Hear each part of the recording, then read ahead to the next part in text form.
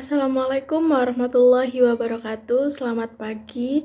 Salam hormat saya ucapkan kepada Bapak Ludovicus Boman, Wadu MPD, selaku dosen pengampu pendidikan kewarganegaraan.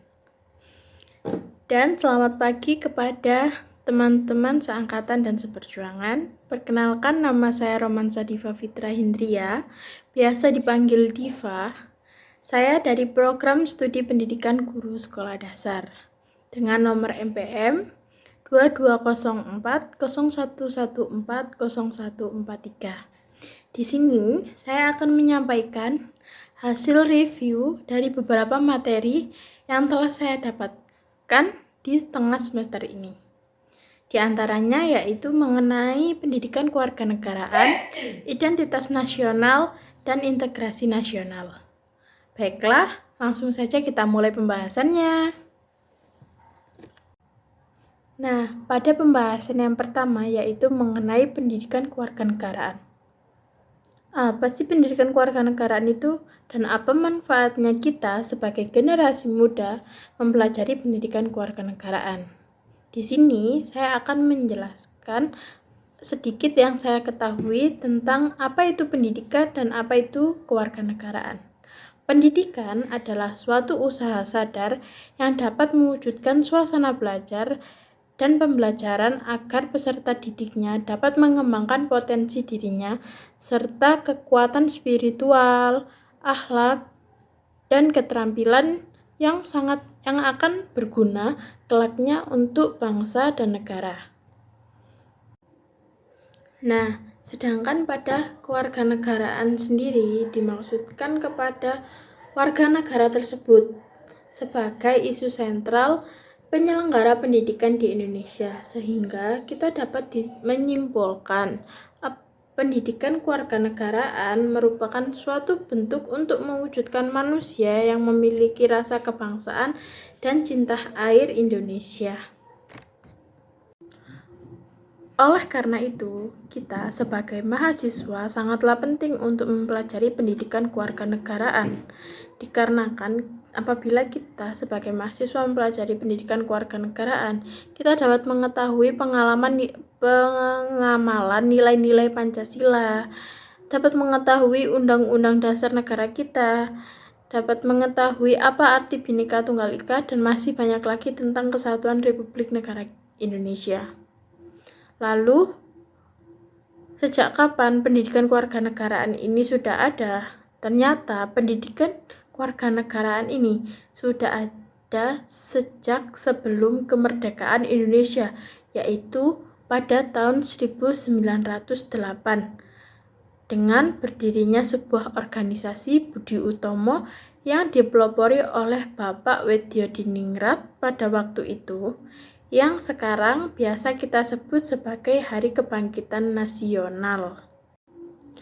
Memang, pada waktu itu pendidikan kewarganegaraan tidak diajarkan secara materi, namun langsung pada penerapannya pada perebutan kemerdekaan bangsa Indonesia. Setelah berdirinya organisasi Budi Utomo, tak lama organisasi-organisasi yang lain pun berdiri, yang tujuannya sama, yaitu merebut kemerdekaan bangsa Indonesia. Organisasi itu salah satunya adalah NU, Muhammadiyah, Indische Partis, dan ada juga PKI. Tak lama kemudian, para pemuda Indonesia juga bersatu mengikrarkan berbangsa Indonesia yang bertanah air dan berbahasa satu bahasa Indonesia. Di samping itu, sejak pengorbanan yang panjang dengan segala apapun yang dikorbankan jiwa dan raga, akhirnya pada tanggal 17 Agustus 1945 bangsa Indonesia dapat memproklamasikan kemerdekaannya sebagai puncak kejayaan dari bangsa Indonesia. Sebagai wujud terbebasnya belenggu dari penjajahan. Pada waktu itu proklamasi diwakilkan atau diproklamasikan oleh Insinyur Soekarno dan Dr. Andes Muhammad Hatta pada awal kemerdekaan. Pada awal kemerdekaan, secara tidak langsung para pendiri bangsa telah mengenalkan pendidikan kewarganegaraan melalui pidato-pidato kewarganegaraan yang telah dibuat agar dapat membakar semangat rakyat Indonesia dalam mempertahankan kemerdekaan bangsa Indonesia. Di samping itu, muncullah sebuah karya mengenai buku tentang kenegaraan pertama kali yang berjudul Masyarakat dan Kewarganegaraan. Buku yang baru itu adalah Stories dari Pendidikan Kewarganegaraan sampai kemerdekaan itu diwujudkan secara sosiologisnya pada awal kemerdekaan.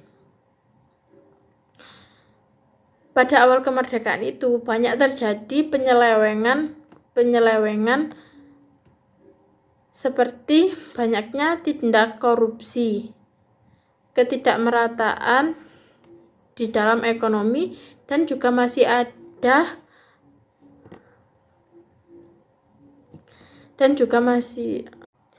sampai kemerdekaan itu diwujudkan secara sosiologisnya pada awal kemerdekaan, banyak terjadi penyelewengan seperti tindak korupsi, ketidakmerataan perekonomian, dan masih repotnya dalam penataan negara.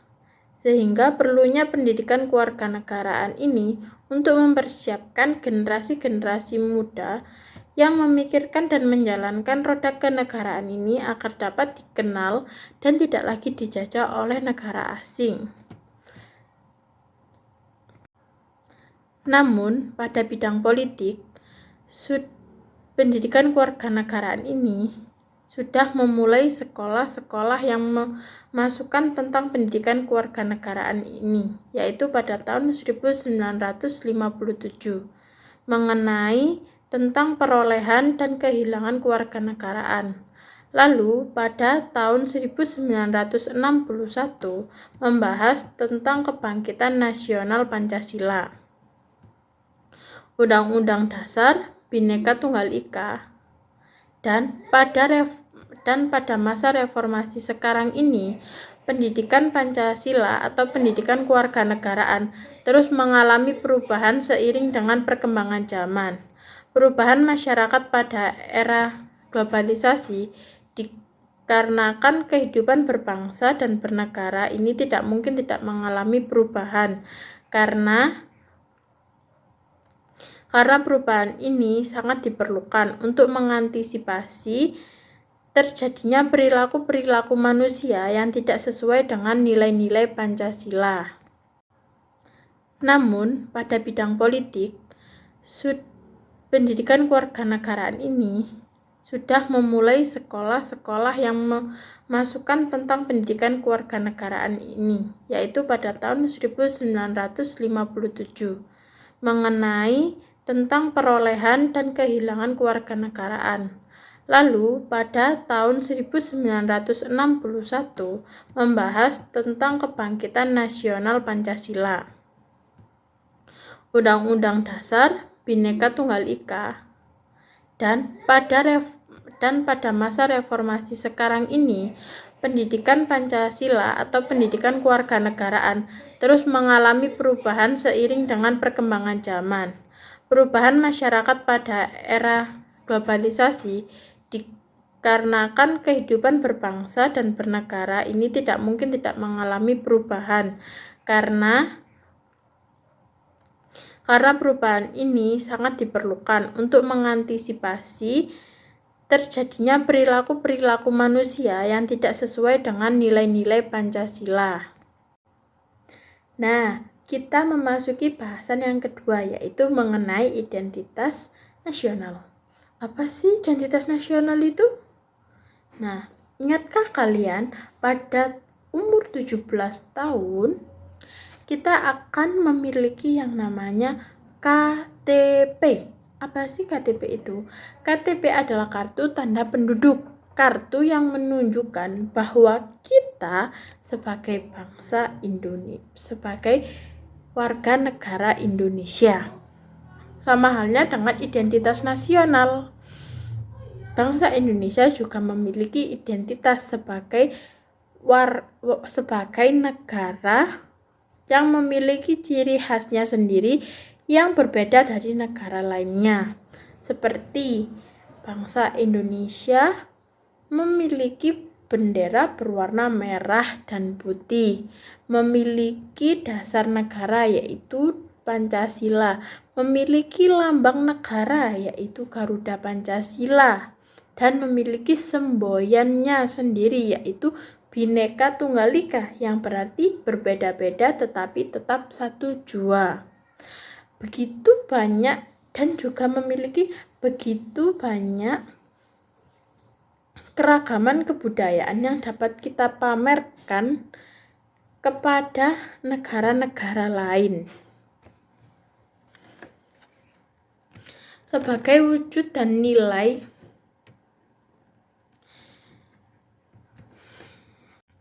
Nah, pembahasan yang kedua kali ini kita akan membahas tentang identitas nasional. Apa sih identitas nasional itu? Nah, waktu kita berumur 17 tahun, kita akan memiliki yang namanya kartu tanda penduduk yang kita singkat menjadi KTP. Apa sih fungsi dari KTP itu? KTP itu berfungsi sebagai penunjuk kita sebagai warga negara Indonesia. Sama halnya dengan bangsa Indonesia yang memiliki identitasnya sendiri sebagai bangsa negara. Indonesia memiliki identitasnya tersendiri, yaitu memiliki lambang negaranya, lagu kebangsaan, serta memiliki semboyan negaranya, yang membedakan bangsa Indonesia dengan bangsa yang lain. Nah, kembali lagi pada pendidikan kewarganegaraan. Pada waktu itu, berdirinya organisasi Budi Utomo yang mengajarkan bagaimana keberagaman bangsa Indonesia ini kepada para pemuda di Indonesia. Sehingga para pemuda memiliki pengetahuan bahwa mereka memiliki banyak keberagaman pada bangsanya. Sebagai wujud identitas Indonesia, bangsa Indonesia memiliki keberagamannya. Keberagaman itu diwujudkan melalui adanya bendera merah putih sebagai identitas nasional bangsa Indonesia ini diwujudkan dengan adanya bendera negara yang berbeda dengan negara lain. Kemudian adanya lagu nasional kita yaitu lagu Indonesia Raya, serta ada lambang negara kita, burung Garuda Pancasila, dan ada dasar negara kita, yaitu Pancasila. Nah, itulah sebagai perwujudan identitas negara kita, yaitu negara Indonesia. Nah, pembahasan yang selanjutnya mengenai integrasi nasional. Berbicara mengenai integrasi nasional, kita akan menyangkut pautkan mengenai penyatuan dan pembauran unsur-unsur di dalam aspek sebuah negara. Integrasi nasional dalam bangsa Indonesia sangatlah perlu untuk diterapkan dikarenakan banyaknya wilayah-wilayah yang tersebar dari Sabang hingga Merauke yang ekonominya perlu diintegrasi nasional. Karena integrasi nasional yang pertama mengenai integrasi di bidang ekonomi. Masih banyak wilayah-wilayah yang tersebar di Indonesia yang perlu adanya integrasi nasional, berupa menumbuhkan sikap saling ketergantungan antar wilayah daerahnya, sehingga dapat terjadi kerjasama di setiap aspek ekonomi yang dilakukan oleh rakyat Indonesia untuk mewujudkan kestabilan ekonomi dan untuk mewujudkan kehidupannya sehari-hari. Lalu aspek yang kedua tentang integrasi politik. Integrasi politik berkaitan dengan teritorial antar golongan, budaya, agama, dan lain-lain. Kemudian integrasi dari segi sosial budaya diwujudkan dengan adanya pembauran saling menghargai budaya-budaya yang ada di Indonesia ini. Nah, perkembangan sejarah integrasi di Indonesia atau yang biasa kita bersumber dari historis, terdapat 3 model integrasi sejarah, yaitu Imperium Majapahit terjadi pada masa kekuasaan Majapahit. Itu terjadi konsentris yang lama, meliputi wilayah inti kerajaannya saja. Lalu konsentris kedua meliputi wilayah di luar Jawa yang termasuk ke dalam kerajaan Majapahit, sehingga akan terjadi kepaduan nada konsentris. Ketiga, merembet kepada negara-negara sahabat yang memang ada pada waktu itu. Kerajaan Majapahit menjalin hubungan secara diplomatik maupun perdagangan seperti dengan Campa Kamboja dan juga Thailand. Lalu model integrasi kolonial dapat dikatakan model ini terdapat berhasil untuk memberikan penyatuan paduan di bidang budaya. Tetapi pada model integrasi kolonial ini lebih kepada kesetiaan dalam mengabdi di sebuah kekuasaan yang dikuasai oleh Belanda itu sendiri. Model integrasi nasional berupa penyatuan paduan seluruh aspek-aspek yang berbeda di sebuah negara di Indonesia. Membangun integrasi Indonesia itu mempunyai faktor-faktor yang pertama, yaitu faktor ancaman dari luar. Dengan adanya ancaman yang datang dari luar, maka bangsa Indonesia yang di dalamnya akan bersatu untuk mempertahankan kemerdekaannya. Kemudian yang kedua, adanya gaya politik kepemimpinan. Jadi, pemimpin yang memimpin negara Indonesia haruslah karismatik dan dapat dicintai rakyatnya dan memiliki jasa-jasa yang besar dalam menyatukan bangsanya yang sebelumnya tercerai-berai menjadi aman. Lalu kekuatan lembaga-lembaga politik, misalnya birokrasi, menjadi sarana pemersatu bangsa Indonesia. Faktor ideologi nasional bagi bangsa Indonesia,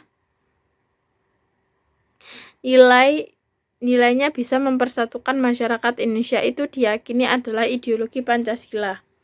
Lalu ada kesempatan pembangunan ekonomi. Jika pembangunan ekonomi itu dilakukan secara merata kepada seluruh wilayah di Indonesia, maka akan terjadi keadilan dan masyarakat akan menjalin satu kesatuan dengan masyarakat lainnya. Tetapi dalam pembangunan ekonomi tidak terjadi kemerataan, maka terjadi kesenjangan dan ketimpangan nilai ekonomi. Mungkin sekian hasil review yang akan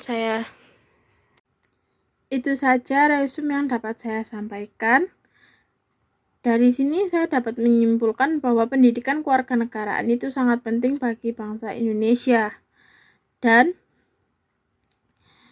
identitas nasional itu perlu kita lestarikan. Jangan sampai itu dijadikan hak milik negara lain. Dan kesenjangan integrasi nasional juga perlu kita wujudkan dari segi perekonomian maupun politik. Itu saja resume dari saya. Bila ada kurangnya dari audiens, saya mohon maaf sebesar-besarnya. Wassalamualaikum warahmatullahi wabarakatuh. Terima kasih. Nah, pada pembahasan yang pertama yaitu mengenai pendidikan kewarganegaraan. Apa sih pendidikan kewarganegaraan itu dan apa manfaatnya kita sebagai generasi muda mempelajari pendidikan kewarganegaraan?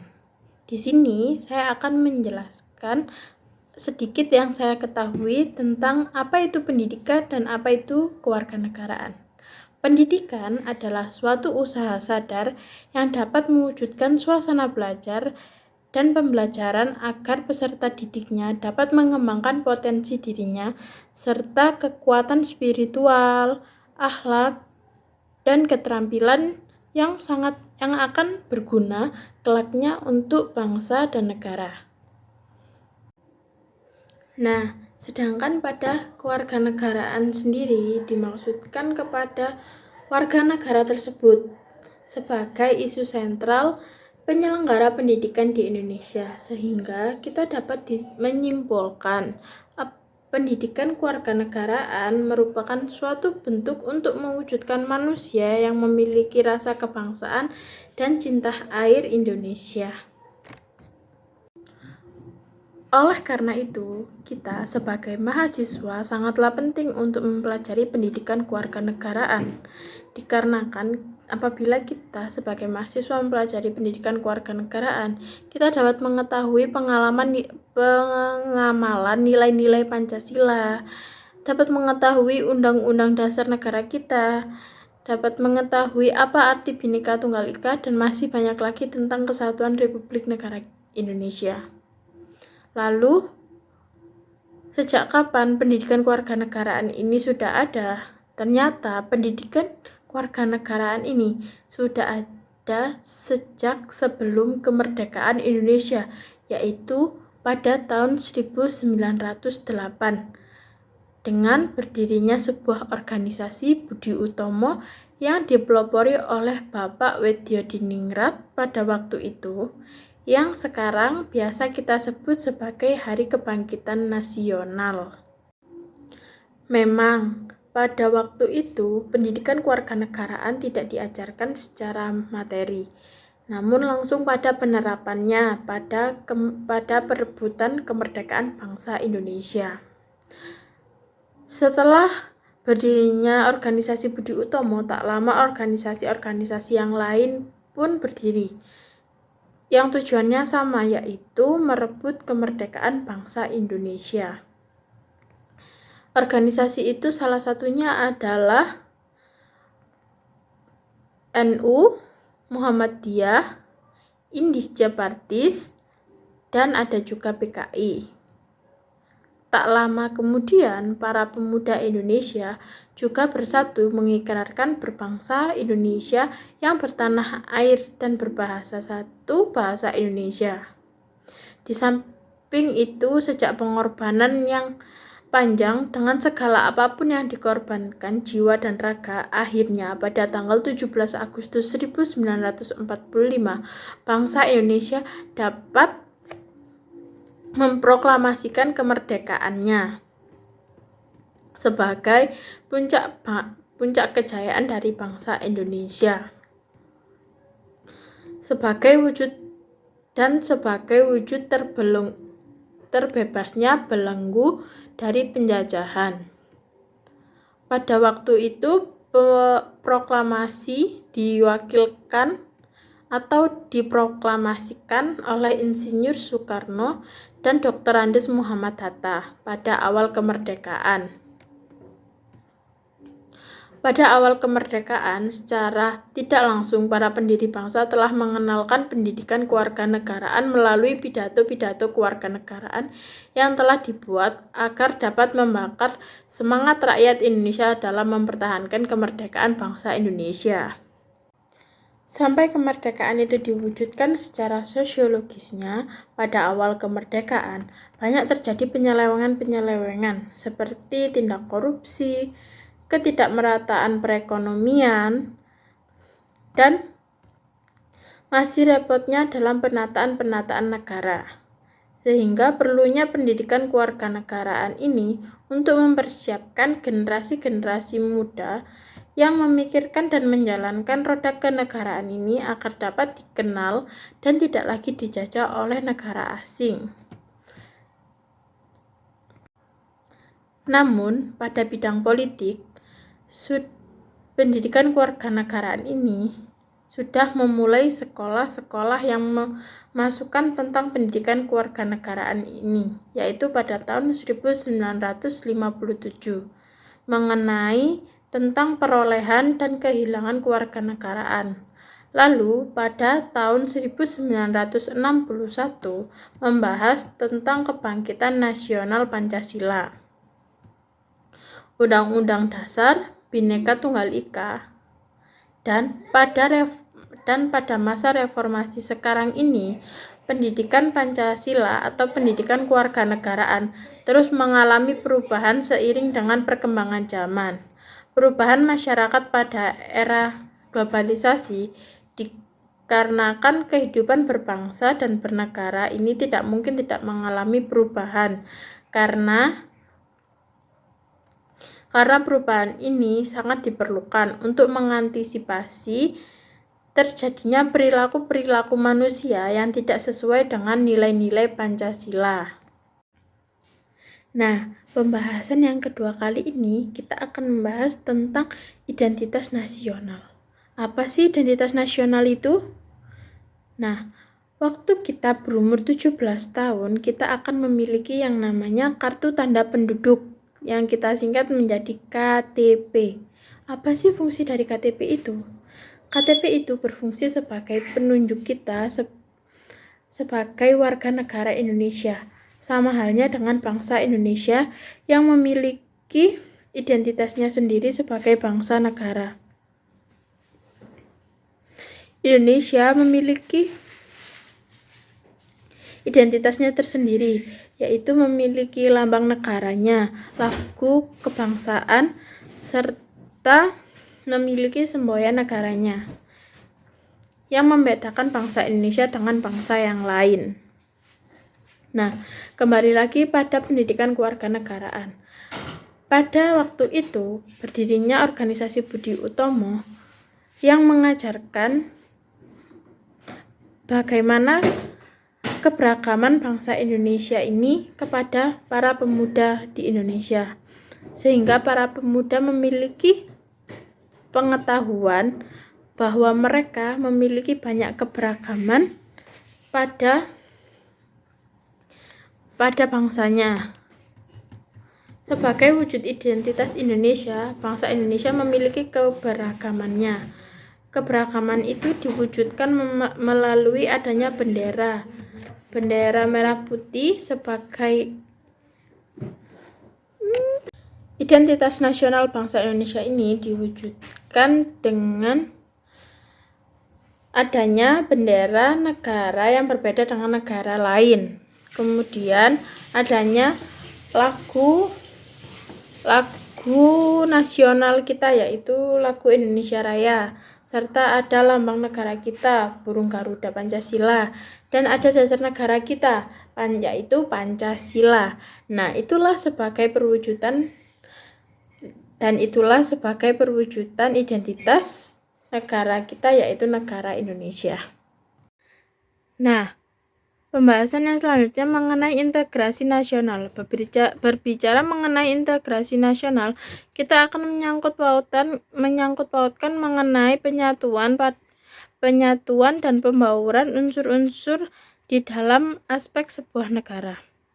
Integrasi nasional dalam bangsa Indonesia sangatlah perlu untuk diterapkan dikarenakan banyaknya wilayah-wilayah yang tersebar dari Sabang hingga Merauke yang ekonominya perlu diintegrasi nasional. Karena integrasi nasional yang pertama mengenai integrasi di bidang ekonomi. Masih banyak wilayah-wilayah yang tersebar di Indonesia yang perlu adanya integrasi nasional, berupa menumbuhkan sikap saling ketergantungan antar wilayah daerahnya, sehingga dapat terjadi kerjasama di setiap aspek ekonomi yang dilakukan oleh rakyat Indonesia untuk mewujudkan kestabilan ekonomi dan untuk mewujudkan kehidupannya sehari-hari. Lalu aspek yang kedua tentang integrasi politik. Integrasi politik berkaitan dengan teritorial antar golongan, budaya, agama, dan lain-lain. Kemudian integrasi dari segi sosial budaya diwujudkan dengan adanya pembauran saling menghargai budaya-budaya yang ada di Indonesia ini. Nah, perkembangan sejarah integrasi di Indonesia atau yang biasa kita bersumber dari historis, terdapat 3 model integrasi sejarah, yaitu Imperium Majapahit terjadi pada masa kekuasaan Majapahit. Itu terjadi konsentris yang lama, meliputi wilayah inti kerajaannya saja. Lalu konsentris kedua meliputi wilayah di luar Jawa yang termasuk ke dalam kerajaan Majapahit, sehingga akan terjadi kepaduan nada konsentris. Ketiga, merembet kepada negara-negara sahabat yang memang ada pada waktu itu Kerajaan Majapahit menjalin hubungan secara diplomatik maupun perdagangan seperti dengan Campa Kamboja dan juga Thailand. Lalu model integrasi kolonial dapat dikatakan model ini terdapat berhasil untuk memberikan penyatuan paduan di bidang budaya. Tetapi pada model integrasi kolonial ini lebih kepada kesetiaan dalam mengabdi di sebuah kekuasaan yang dikuasai oleh Belanda itu sendiri. Model integrasi nasional berupa penyatuan paduan seluruh aspek-aspek yang berbeda di sebuah negara di Indonesia. Membangun integrasi Indonesia itu mempunyai faktor-faktor yang pertama, yaitu faktor ancaman dari luar. Dengan adanya ancaman yang datang dari luar, maka bangsa Indonesia yang di dalamnya akan bersatu untuk mempertahankan kemerdekaannya. Kemudian yang kedua, adanya gaya politik kepemimpinan. Jadi, pemimpin yang memimpin negara Indonesia haruslah karismatik dan dapat dicintai rakyatnya dan memiliki jasa-jasa yang besar dalam menyatukan bangsanya yang sebelumnya tercerai-berai menjadi aman. Lalu kekuatan lembaga-lembaga politik, misalnya birokrasi, menjadi sarana pemersatu bangsa Indonesia. Faktor ideologi nasional bagi bangsa Indonesia, nilainya bisa mempersatukan masyarakat Indonesia itu diyakini adalah ideologi Pancasila. Lalu ada kesempatan pembangunan ekonomi. Jika pembangunan ekonomi itu dilakukan secara merata kepada seluruh wilayah di Indonesia, maka akan terjadi keadilan dan masyarakat akan menjalin satu kesatuan dengan masyarakat lainnya. Tetapi dalam pembangunan ekonomi tidak terjadi kemerataan, maka terjadi kesenjangan dan ketimpangan nilai ekonomi. Mungkin sekian hasil review yang itu saja resume yang dapat saya sampaikan. Dari sini saya dapat menyimpulkan bahwa pendidikan kewarganegaraan itu sangat penting bagi bangsa Indonesia. Dan identitas nasional itu perlu kita lestarikan, jangan sampai itu dijadikan hak milik negara lain. Dan kesenjangan integrasi nasional juga perlu kita wujudkan dari segi perekonomian maupun politik. Itu saja resume dari saya. Bila ada kurangnya dari audiens, saya mohon maaf sebesar-besarnya. Wassalamualaikum warahmatullahi wabarakatuh. Terima kasih. Nah, kita sudah memasuki pada pembahasan yang ketiga, yaitu mengenai ideologi negara. Tadi kan kita sudah membahas tentang identitas nasional. Nah, identitas nasional tersebut kita perkuat lagi dengan ideologi negara. Ideologi negara kita yaitu Pancasila. Kita sebagai bangsa Indonesia, sebagai penerus bangsa Indonesia harus mampu melestarikan dan menerapkan nilai-nilai Pancasila agar tidak luntur maupun hilang untuk kedepannya. Apalagi sekarang maraknya permasalahan masyarakat lebih menyukai produk dari luar negeri ketimbang dari produk dari dalam negeri. Nah, hal itulah yang dapat mencerminkan kurangnya nilai nasionalisme dan patriotisme dalam jiwa masyarakat. Oleh karena itu, kita sebagai mahasiswa, sebagai generasi penerus bangsa harus dapat melakukan inovasi-inovasi terhadap produk dalam negeri agar konsumen-konsumen yang berada di Indonesia dapat menikmati kebanggaan terhadap produk yang dimiliki dalam negeri. Nah, kemudian yang selanjutnya mengenai integrasi nasional. Berbicara mengenai integrasi, maka kita akan menyangkut pautkan mengenai penyatuan dan pembauran sebuah unsur-unsur aspek yang ada di dalam sebuah negara. Integrasi nasional bangsa Indonesia sangatlah perlu untuk diterapkan. Nah, pembahasan yang selanjutnya mengenai integrasi nasional. Berbicara mengenai integrasi nasional, kita akan menyangkut pautkan mengenai penyatuan dan pembauran unsur-unsur di dalam aspek sebuah negara. Integrasi nasional dalam bangsa Indonesia sangatlah perlu untuk diterapkan dikarenakan banyaknya wilayah-wilayah yang tersebar dari Sabang hingga Merauke yang ekonominya perlu diintegrasi nasional. Karena integrasi nasional yang pertama mengenai integrasi di bidang ekonomi. Masih banyak wilayah-wilayah yang tersebar di Indonesia yang perlu adanya integrasi nasional, berupa menumbuhkan sikap saling ketergantungan antar wilayah daerahnya, sehingga dapat terjadi kerjasama di setiap aspek ekonomi yang dilakukan oleh rakyat Indonesia untuk mewujudkan kestabilan ekonomi dan untuk mewujudkan kehidupannya sehari-hari. Lalu aspek yang kedua tentang integrasi politik. Integrasi politik berkaitan dengan teritorial antar golongan, budaya, agama, dan lain-lain. Kemudian integrasi dari segi sosial budaya diwujudkan dengan adanya pembauran saling menghargai budaya-budaya yang ada di Indonesia ini.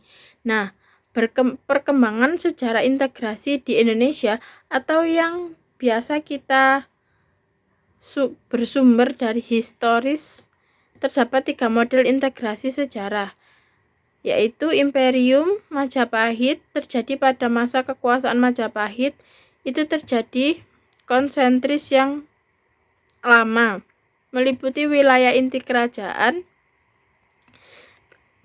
saja. Lalu konsentris kedua meliputi wilayah di luar Jawa yang termasuk ke dalam kerajaan Majapahit, sehingga akan